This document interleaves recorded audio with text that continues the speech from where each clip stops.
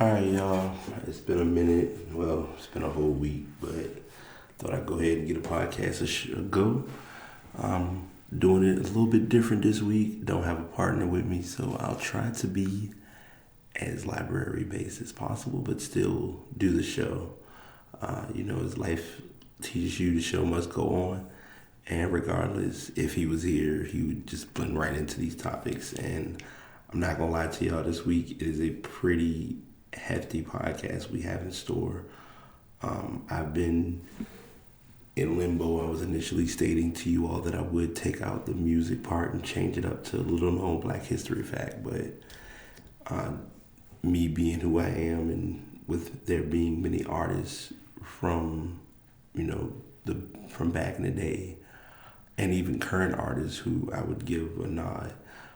I feel as though it's only fair to me as what I'm trying to do and where I stand with music to not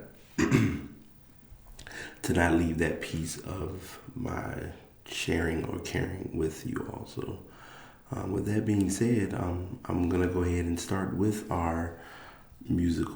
This week, it's no exception. Many of you know Intervision's Talking Book, Songs in the Key of Life, Fulfilling This, Musical Aquarium, Music Aquarium, Music of My Mind, the list goes on and on. For those who were wondering, what are all those names that I just named? If you are looking at the image, as I always share online, I am talking about the one and only and the infamous Stevie Wonder. That is his music name. He has been a very large impact to the music industry. Fun fact, his actual name is Steveland Hardaway. If my information is Steveland Hardaway Judkins. He was born in Michigan, which oddly enough is not far from where majority of his career catapulted, which is known as Motown Records. He worked when he first came on the scene. He was more so known as Little Stevie. His key phrase or his key presentation was he did a lot of performances using a harmonica. His drive, his motivation came through Ray Charles. He actually named one of his albums thanks to Ray Charles. It was called A Tribute to Uncle Ray. Fun fact, I own all Stevie Wonder albums, and that is probably the one album I do not own. So if any of y'all know some connections or some plugs that can give me that hookup on that CD or that album, I would greatly appreciate it. But he was considered to be a 12-year-old genius at his music. He did a harmonica instrumental that many people would know as fingertips. So if you listen to any of his music, just listen for the harmonica. This is also a 2% random fun fact. There's a song that Rihanna did on her last album, and it has a Stevie Wonder feel to it. I've been trying to wreck my brain to find what song did she sample, or did she just have someone playing a harmonica and it just has a similar sound to that of Stevie Wonder.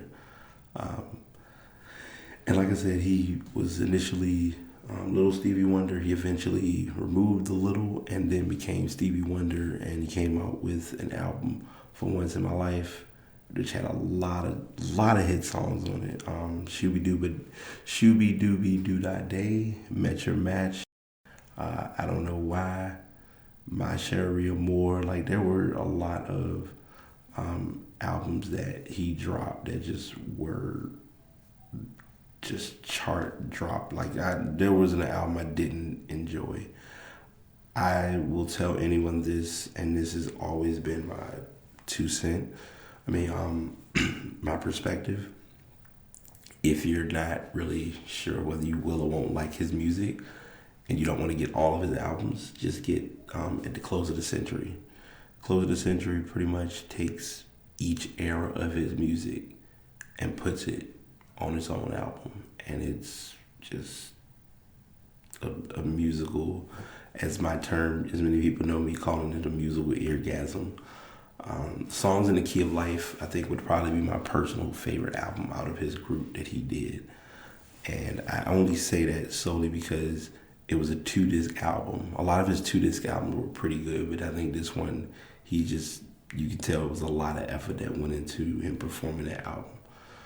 So that's why I did Stevie Wonder as my artist focus this week, because anyone who knows me knows I can refer and talk about music all day, but if there's an artist that I always know I can say I enjoy listening to, I would probably say Stevie Wonder is the one. So I'm going to change gears as I always do, and my techie talk is a little bit of I don't want to say an overhype, but it's more so a preparation of Nintendo's lessons. And normally and I'm doing this mimicking if he was here. Normally I'd be giving, my work bro his daily facts. So I'm gonna share the fact. Normally as I'm sharing it with him, I'll be sharing it with you all today. So I share these with you all as well, because just a lot of people do or don't know this. Nintendo finds a way to get to their consumers. And when I say get to their consumers, they know what consumers want or are looking for. And there's no exception to that when it comes to the latest release, the latest releases that have come out from Nintendo. If you go back a couple of months ago, the NES Mini was released. And for whatever reason, I didn't purchase one, but for personal reasons, I didn't purchase one. But the NES Mini was brought out or released in a minimal stock. And a lot of people, for whatever reason, didn't understand or didn't know why. And I'll be the first to admit the reason that they did that, or as I call it, the PR move, is if you have less systems in stock, it causes it to feel or be observed as a high demand. But sales for it from the initial orders moved, and they did their trend work, but it's more so the next set of systems that come out, and once you consistently see it in the store, as to whether it's really worth what it's worth. So if you fast forward a little bit, we have our infamous friend known as the Nintendo Switch to release. And there was a little bit of speculation and uncertainty as to how the Nintendo Switch was going to go. The first few ad releases and promotions for it gave it its fair attention, and I'll be the first to admit I didn't know what was in store, how it was going to look, or how it would go with the system being released. But regardless, it's here, and we're kind of put in the place of having to accept it for what it is. Nintendo did a lot of teasing with this system because they didn't want to give you specs, but they also want to let you know, hey, this is what it can do. And they turned around and said, all right, here's the visual of the system. So basically, it's the screen. It has 2 controller pieces on the side. They're considered to be, and I don't want to just give them names without explaining to you all what it's all about. The Joy-Cons thing. The 2 Joy-Cons that are on the side of the screen are used. It comes with another control, like it's a controller part that you can just plug that in as a controller and set it up, which is a pretty nifty, not a bad idea. And then the screen itself can be placed into a dock, and you can connect it to your TV. So it's kind of like giving you that portable gaming on the go bit. The big game that most people have been talking about, or that has been more so heard more than anything, is Zelda. That's about the only game that's really caught most people's attention so far because that's the game that is currently active. I had it when I was doing the post about this because I'm personally waiting for it. There's a game coming out called Tetris Puyo Puyo, and I have the link on the podcast if you want to go to GameStop's website to read up on it and see what it's about. It's basically mixing Tetris alongside a game that used to come out for Dr. Robotnik's Mean Bean Machine. They released that game, but it was like a Japanese version of it, and the name of it, oddly enough, was called Puyo Puyo. So if you are into it and it's your thing, you may want to check that out.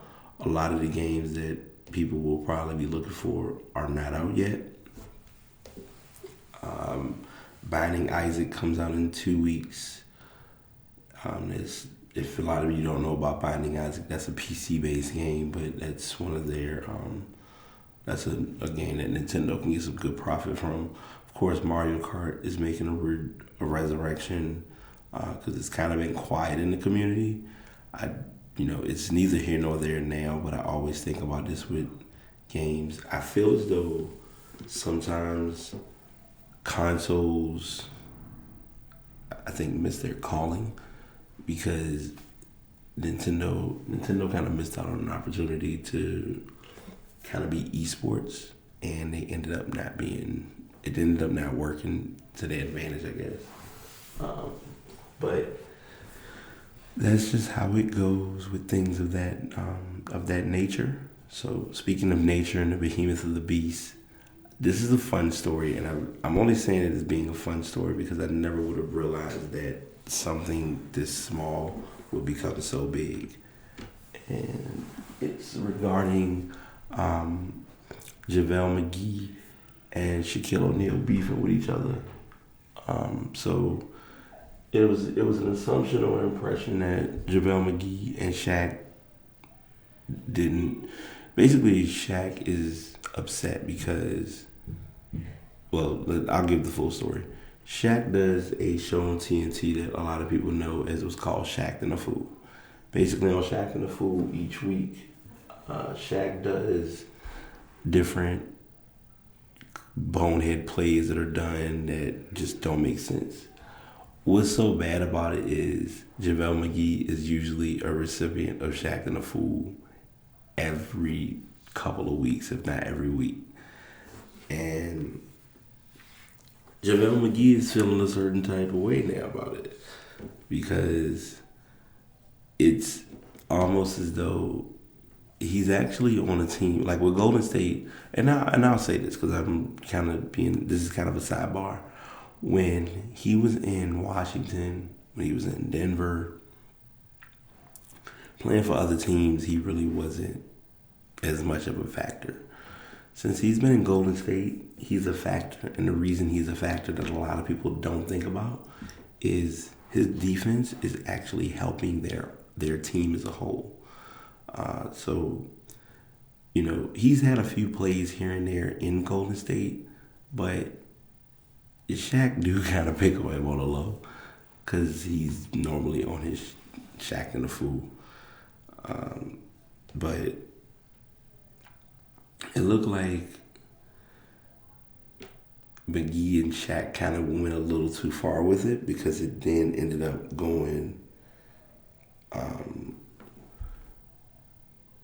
It just went too far right too soon, which literally caused JaVale McGee to get a little bit upset, and it then turned into him and Shaq going to, of all places, Twitter.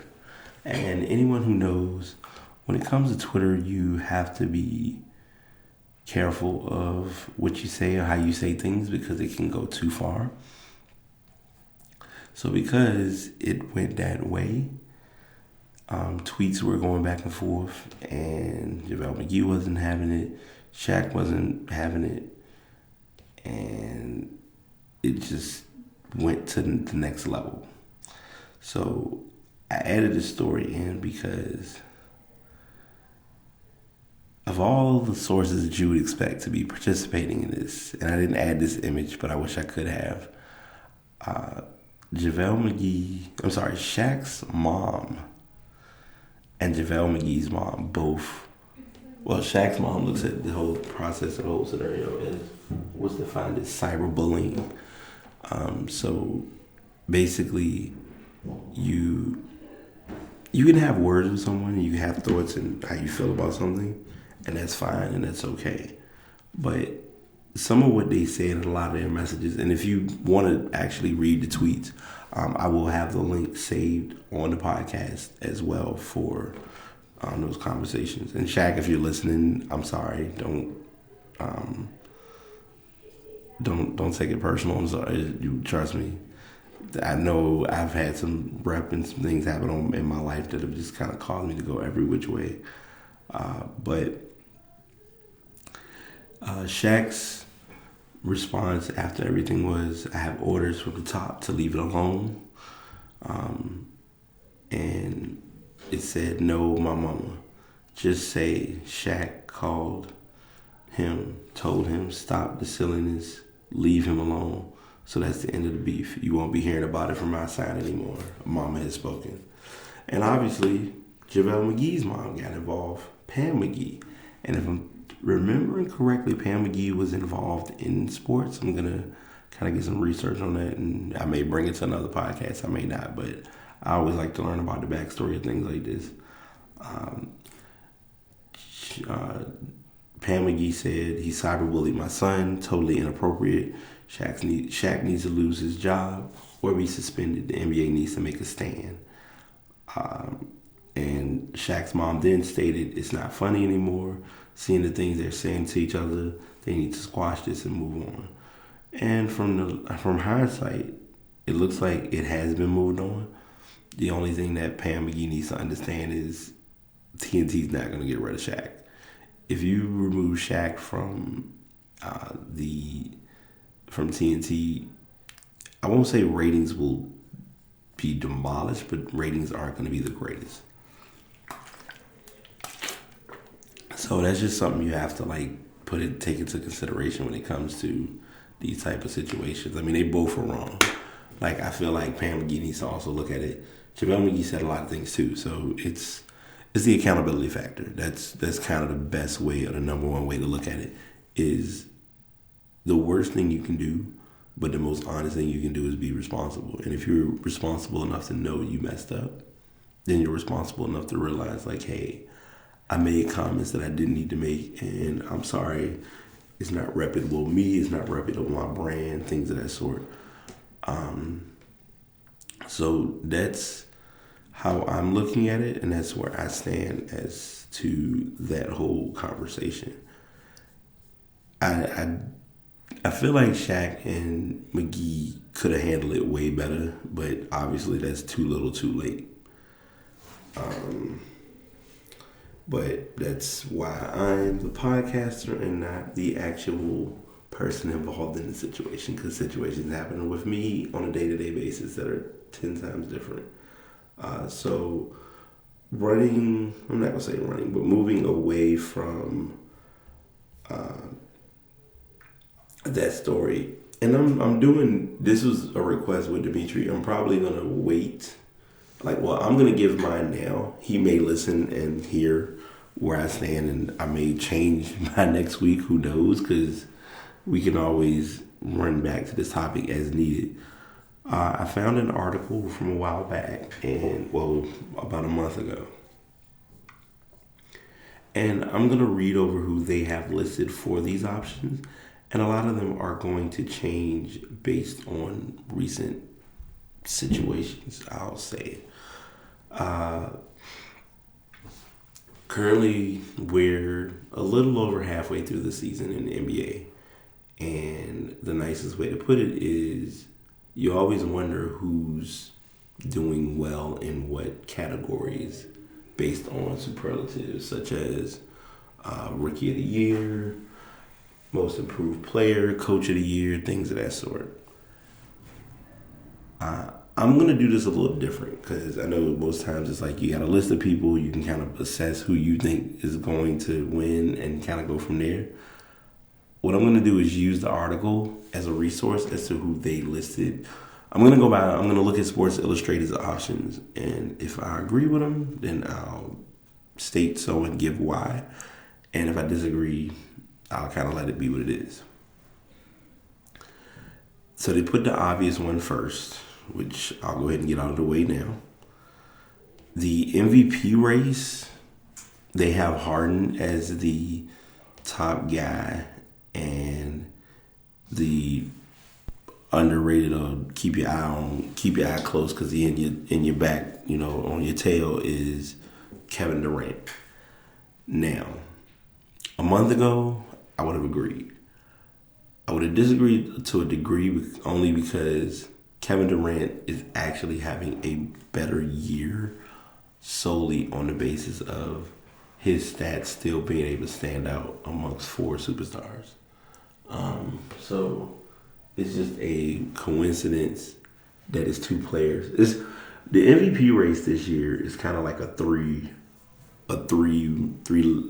monster, with all these players all being from OKC and only one of them still being there. Westbrook, Durant, and Harden. Durant would have been my choice and would have been solid in that option. Of course, me being a Houston fan, it's odd that I'm not picking James Harden, but I mean, statistically, Durant's been on a mission, and I think he wants to prove to the league, to himself, to everyone that he didn't just make the move just to be making the move. I got a lot of topics, and I just realized that, so I'm looking at time and kind of making sure I don't fight myself with that like I did last time. But I'm going to say Harden right now, and Durant kind of is out of the race based on his injury, which I'll get into later on. So that's what I'm looking at for MVP. Next up, defense. Most improved. They have their pick is Giannis Antetokounmpo, and their dark horse is Nikola Jokic. I'm gonna say the exact opposite. Jokic is actually playing excellent, playing solid basketball. The Greek Freak just made his first All-Star appearance, so that for him is a huge accolade. I mean, that's an improvement on seasons, but it's not like it's. I mean, Giannis is gonna improve every year regardless. Nikola Jokic, even though the Nuggets are not having a good year, he's about as close as to what you're gonna get for a good player this season. I'm just gonna be brutally honest. Sorry, I have to breathe because if I don't, I'll go down right on this microphone. Defensive Player of the Year is mostly Rudy Gobert's to win. Kawhi Leonard has been kind of mixed in his role. He's a defensive stopper in most games. The Spurs are not talked about a lot because they don't really want that limelight in their position, and I understand that too. So it's just it's a different place, and it's a different role for him. Draymond Green could be in that comment. They have listed Kawhi Leonard, they have Gobert, they have Draymond Green. Green could be a good candidate, but if I was to personally pick, I would kind of go along with Sports Illustrated. I'm not just going before I continue, I want to make this clear. I'm not going with what they have listed just because these are the people listed. Most of the races are kind of set as to who's going to win them. Something crazy has happened, like you have to have a season-ending injury. Like I said, I'll talk about that later. But those things are kind of going to be the only way that can affect and impact who will or won't win specific awards. Sixth Man of the Year is going to be funny, and this is my one time I get to be biased. Their consensus pick they have is Eric Gordon. Their dark horse is Lou Williams. Now, of course, this was Lou Williams with the Lakers. Now he's with Houston. Him going to Houston, he has a very, very he has a much stronger shot of winning it in Houston.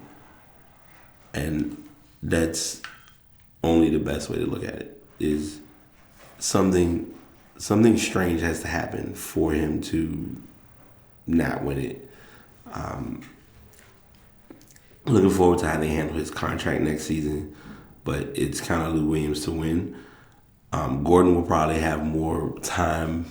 He'll have more time played solely because by them getting rid of Corey Brewer, they have to spread minutes as far as guards. So that will play into it as well. Let's see. Rookie of the Year. I'm going to surprise people, and I'm probably being very left field with this. And I think it's only because it's early enough, but it's accurate enough to play into where things stand. The SI has Joel Embiid. I won't give it to Embiid only because he hasn't played enough this year. Their dark horse is Malcolm Brogdon with the Bucks. I don't even have Brogdon. My dark horse would probably be Embiid, but my Rookie of the Year right now is probably Buddy Hield. And Buddy Hield is being put in a position with Sacramento to get that position or get that green light, because now that DeMarcus Cousins is gone and you've had guys who, a bunch of one and dones who play for Sacramento on one team. This is the problem, and I've listened to one of the YouTubers who talks about, you know, what affected or what impacted Denver. I'm sorry, not Denver, but Sacramento's run. What really affected their run more than anything is there was a certain point, and this is even including Cousins, where they were picking up a bunch of one and done players, and Buddy Hield is actually not a one and done, so he might be able to kind of stand out and show out as needed. Coach of the Year. I really don't like Coach of the Year as an award, only because most years Coach of the Year is kind of like a shoe-in. I feel like Coach of the Year should solely be based off of who's having the best run or the best record and has got a good management on their team. So in that case, it would probably be obviously Steve Kerr. But I understand too, they try to spread the wealth and make it an equal opportunity. So no, don't leave any team behind and things of that sort. So putting all of those things into the equation, I would probably say they kind of got it right, because they have Houston. They have Mike D'Antoni as the consensus pick, and the dark horse is Scott Brooks. So I mean, Scott Brooks, the Wizards are playing good. The Wizards have been kind of up and down. They're hitting their stride right now. Their main thing is they just need to get into the playoffs. If they can get into the playoffs, then it's kind of theirs for the playing. Seeing them play against Cleveland is going to be interesting. Actually, seeing Boston against Cleveland is going to be interesting. So that's where I stand with those stories as far as mid-season awards. If you have opinions on who you think should be mid-season awards, please provide that, because I definitely would like or love input in regards to that. I'm sorry, before I continue, I do want to make one thing clear, because this is different, but it's not different. I'm still doing my podcast library-wise, but I picked a different room, and they also have a new system with picking rooms. The new system I like. The room I picked isn't the best, and I kind of learned on that on my own, which is no big deal. But it's nothing to lose sleep about. So just something I got to keep in mind while I'm picking and handling room choices for the future. But anywho, those are my mid-season picks. Like I said, if you have anyone that you feel is omitted or should have been added, or I got it right, or whatever the case may be, by all means chime in and provide that input. So as of March the 1st, the franchise tags have been going well to some degree. I'm going to kind of run, and I'm not rushing these, but I do want to make sure we get everything in there and taken care of. But with the franchise tags being handled for free agents this year, the Cardinals gave theirs to their linebacker, Chandler Jones. My Panthers gave Kawan Short his at defensive tackle. The LA Chargers went with Melvin Ingram at linebacker for their franchise tag. LA Rams did Tremaine Johnson at cornerback. The Giants, based on personal and understandable reasons, went with Jason Pierre-Paul at defensive end. First, on the last two are the only offensive players. With Pittsburgh, it was Le'Veon Bell. He got the franchise tag. And with Washington, it's Kirk Cousins. A lot of people have a lot of questions about that. It's been swirling around and been talked about for a while, so we'll just keep an eye on how that all turns out. But I just wanted to make sure I did give you the franchise tag updates as of right now. More will probably be added as the week goes along, but I wanted to at least get those in the mix. Couple of injury reports to share. Joakim Noah with the Knicks is out. He's going to have knee surgery. He's out for the season. They're not looking at a timetable and making it sooner solely because it's not like they're going to make the playoffs. So Joakim Noah gone for the rest of the season. This is coincidental because they had just let Brandon Jennings go. And I will talk about that update in a moment. Kyle Lowry with the Toronto Raptors, their point guard, has a broken wrist. He's going to be out until the NBA playoffs. They're kind of projecting that unless Toronto does something stupid, that they should be able to get into the playoffs. And hopefully Lowry can come back and provide them the offensive fire, the offensive leadership they need. Because, I mean, DeMar DeRozan is good, but DeMar DeRozan is not leadership-based. He's having he's flourishing since he's, while playing in Toronto, but he needs Lowry just like Lowry needs DeRozan. That's the best way to put it. The 76ers failing again at the trusting the process rules. A friend of mine, I wish I had him on this podcast because he would have literally had an earful and a mouthful to say it, or words as far as how he feels about this process with Joel Embiid, as well as what they're doing with Ben Simmons. I think Philadelphia, and I have to agree with him. I won't put it past Philadelphia to not be surprised if they didn't know that Ben Simmons won't play this year. I think they were trying to see if there was something that could possibly happen miraculous, and in hindsight, it never happened. So the rule ended up being that Ben Simmons is out for the year. And it's just a rough setup because he was another one of those one and dones. And I'm gonna go back and point out one thing. If he had a more productive if he had a more number-based year for Rookie of the Year, I would either say the guard with Sacramento. I'm sorry, not Sacramento, with Denver, or Thon Maker. But Thon Maker has not been able to get it together for some reason. I don't know what it is. Hold on, because I normally don't do this. Sorry, I like to be on my stuff. And let's see. Sorry, y'all. I don't really have things like this in place. Excuse me.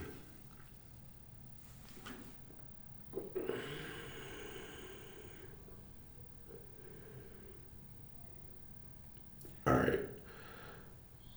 Jamal Murray. Okay, sorry. I apologize. Normally, that's something I normally would not do. But yeah, I want to see who the shooting. Jamal Murray would be my considerable pick for Rookie of the Year as well.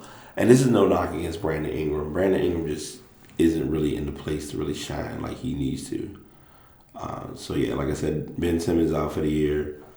Hopefully he can heal up and be ready for next season and be a rookie again and actually play.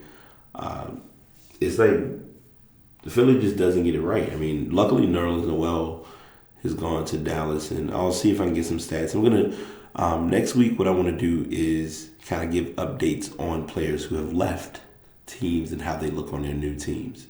And finally, the big news that really caught me off guard, because this story broke on Wednesday, that Kevin Durant will be out at least 4 weeks with a knee injury. They stated it's indefinite. It's a huge smack in the face with the, and even with LeBron having his knee injury, having Durant go down at this point of the year, especially with the Warriors being 50-10 as of this story, and at 28, I mean, he's averaging 25, and this. Now I can give you some stats. With him averaging 25 points, 8 rebounds, nearly 5 assists a game, and I mean he was pretty much in a 4-player All-Star process. That tells you a lot as to having him out will really. I mean, they've lost 2 games since he's been off the floor, so we'll see. We'll keep an eye on that. I mean, we're not looking for them to do the 72-10. I mean, obviously they would have to go 73-9, but. I think this year they're more focused on trying to get to the playoffs than to get to the playoffs and actually win, rather than fighting the battle of getting a position and then having a 1 seed and blowing the 3-1 lead to Cleveland, because that was still a treacherous situation to have happen. So those are all the injury reports I have. I'll be throwing more injury stories. Like I said, I'm going to kind of mix it up and switch things up a little bit. With those sports stories, and still in the NBA, we have Brandon Jennings. He was released a couple of days ago by the Knicks. The Wizards went ahead and picked him up and gave him a $1.2 million deal, which means he's gonna get paid a nice little bit of money to be a backup for John Wall, which is not a bad thing at all. I mean. It actually works out for him. In New York, he had an okay year. I mean, he averaged 9 points and 5 assists. I mean, he did his job. It's New York. That's the only problem. I don't know. But hopefully him going to Washington can kind of help him reshape and rebuild his image and his process. I mean, his image isn't bad. He's becoming a basketball star, but he hasn't been able to solidly find a place to call home yet, with just how his game has kind of fluctuated over time. So going to jump into men's college basketball, 2 topics and we're almost capped. This past week was a huge week in college basketball. A lot of teams had won, quite a few teams had lost. The biggest loss over this past week involved Gonzaga. Gonzaga lost in their conference play, and now they have 1 loss on their record. They were pretty much undefeated going into this week. By them losing that game, that affected and put a major press into their push for maintaining the 1 seed. Now they'll still get a 1 seed in the tournament. I mean, you got to look at it. You have to look at their resume, and the resume shows and factors in. I mean, they lost 1 game. It's a conference game, no big deal. They won their non-conference games. I don't think they had too many impactful games that I can think of. So with them losing, Kansas became the new number 1. Kansas can fluctuate wherever on the board, and Kansas is still going to get a 1 seed. North Carolina is 5th right now. UCLA is in the top 3. I mean, UCLA is 3rd on the AP, and on the coaches in the USA Today coaches poll, they're 2nd. North Carolina is 5th. Kentucky is 9. West Virginia is 10. My surprise still is Baylor being number 11. Florida dropped a little bit to number 12. Florida State is dropped even worse at 15. Doesn't really matter because a couple of their guys are going to be one and done, so a couple are gone. They're going to the NBA.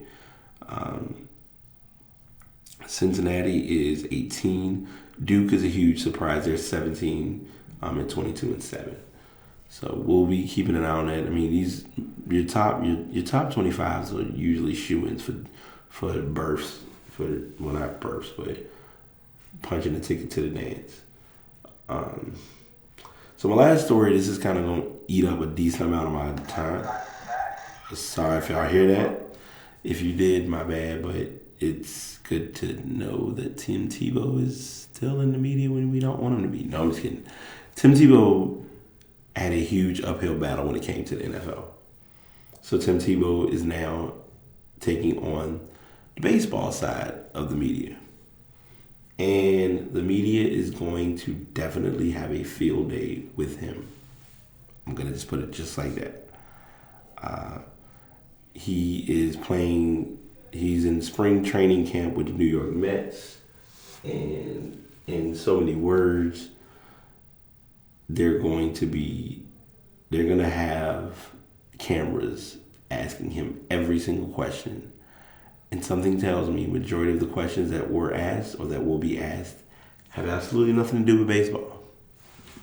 They're probably going to be more about how do you wonder or do you think you'll be going back to football? And truthfully speaking, his focus right now is invested in being a baseball player for the Mets. He's 29, hasn't played since high school, and he's pushing to be a major league player. They're going to rip apart all of his stats. His first game, the ESPN and Fox and all those other stations are going to go full-fledged with this. So that is how that scenario turns out and how it goes. But I do want to thank everyone for listening and tuning in. I may have a possible idea for where and how I'm going to be rebranding.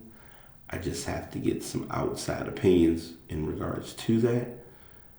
And I definitely think that this can go to a new level for good reasons. I've been very patient and very humble in getting things where I want them to be with the show. And I know for a fact that there's nothing but greater things ahead with working on this. So if you're tuning in and you've been checking out the show, I truly and honestly do appreciate you in every small way for doing that. Because you really don't have to be sitting here listening to my podcast. You can be doing other things. I'm using this time kind of like to wind down and to cap off because I haven't done one of these in a while, but I want to give some closing thoughts because some things happened personally that I want to address that is just me being me. We always forget when we're not being watched, we're being watched. And sometimes the representation of ourselves can be a lot stronger than we think it is. That being said, don't let your image burn you so bad that even if someone could give you a good compliment, that is ruined right in advance. Because sometimes people carry those thoughts when it comes to reputation, character, personality, all of those things. I know for me personally, I'm very particular about my brand. I'm very particular about my reputation. At first I didn't care about it, but now I do. And I think that's why I've been so harping on my podcast, as well as harping on coming up with an idea to re-image the podcast. My personal story has nothing to do with the podcast, of course, but it just has to do with me as a person. And I don't like to be affiliated with people who can seem like they're okay, but suddenly can flip a switch and then turn into someone they're not. And I just didn't appreciate what I had to experience nearly 24 hours ago. But I'm stating all of that to just say, if you have things going in whatever direction in your life, don't let those things stop you from focusing on what you need to be doing and what your priorities are. It's a little bit of my random 2%, but it's me just getting people to know that I'm going to be who I am, and I can't change that, but I can't change the ways and the actions of others. So with that being said, as I've stated, be on the lookout. I'm doing a lot of things. I've got a lot of good things in store. I've mainly been keeping a positive / level-headed attitude. And on that note, I'm going to leave y'all here. And this is where I'm going to end the podcast because I'm revising the ending to the podcast. I hope everyone enjoys. Y'all take care. Parate Podcast signing out. Peace.